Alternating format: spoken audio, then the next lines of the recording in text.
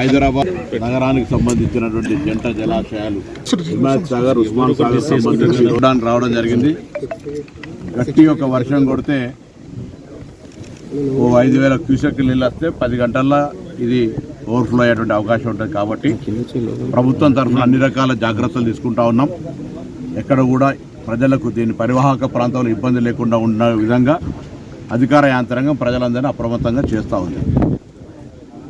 ప్రతిపక్షాలు రాజకీయంగా విమర్శ చేస్తున్నటువంటి పరిస్థితుల్లో వారిని కోరుతా ఉన్నా, ఇది విపత్కర సమయము.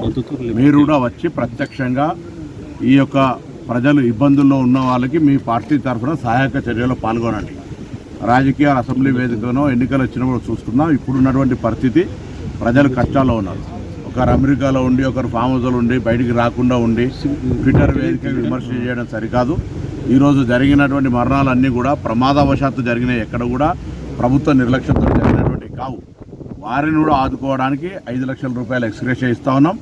అందరినీ అప్రమత్తం చేస్తున్నాం. మొత్తం అధికారుల యంత్రాంగం అంతా కూడా ఎక్కడ హెడ్ క్వార్టర్స్ వాళ్ళు వదిలిపెట్టకుండా నిరంతరం 24 గంటలు పనిచేస్తూ ఉన్నారు. ముఖ్యమంత్రి గారు కూడా ఖమ్మం వెళ్ళి అక్కడనే నిద్ర చేసి ఈరోజు మహబూబాబాద్ పోయి అవన్నీ కూడా పర్యవేక్షిస్తూ ఉన్నారు.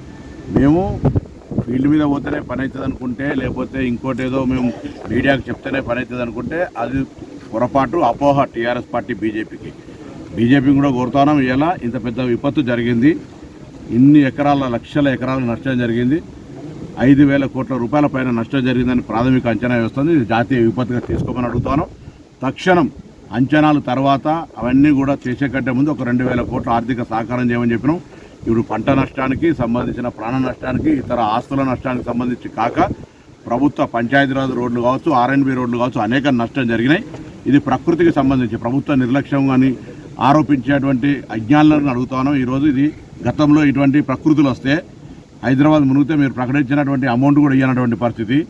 మా జిల్లా కొండగట్ట లాంటి ప్రాంతంలో 69 మంది చనిపోతే కనీసం ఒకరు వచ్చి పరామర్శించలేని మాననీయ కోణం లేనటువంటి మీరు మమ్మల్ని అడిగే ముందు మీరు ఒక్కసారి మీ గత ప్రభుత్వ పరిపాలన జరిగినటువంటి అంశాలను గమనించుకోమని కోరుతాను. తప్పకుండా మరొక్కసారి తెలంగాణ ప్రజలందరినీ విజ్ఞప్తి చేస్తున్నాం. అవసరం ఉంటే తప్ప బయటికి రాకండి. వర్షాలు ఇప్పుడు ఉపశమనం కలిగించినా మళ్ళీ వాతావరణ శాఖ కొన్ని ఉత్తర తెలంగాణ జిల్లాల్లో రెడ్ అలర్ట్ ప్రకటించింది. అక్కడ పాఠశాలలు సెలవులు ప్రకటించడం. మొత్తం 33 జిల్లా కలెక్టర్లు హెడ్ క్వార్టర్లో ఉండి పంచాయతీరాజ్ కావచ్చు, ఆర్ఎండ్బి అన్ని శాఖల అధికారులు, గ్రామ కార్యదర్శిని మొదలెట్టుకుంటే సచివాలయ చీఫ్ సెక్రటరీ దాకా 24/7 పనిచేయడానికి సిద్ధంగా ఉన్నారు. ఎక్కడైనా ఏదైనా విపత్తు కలిగితే కంట్రోల్ రూమ్ ఏర్పాటు చేసినాం.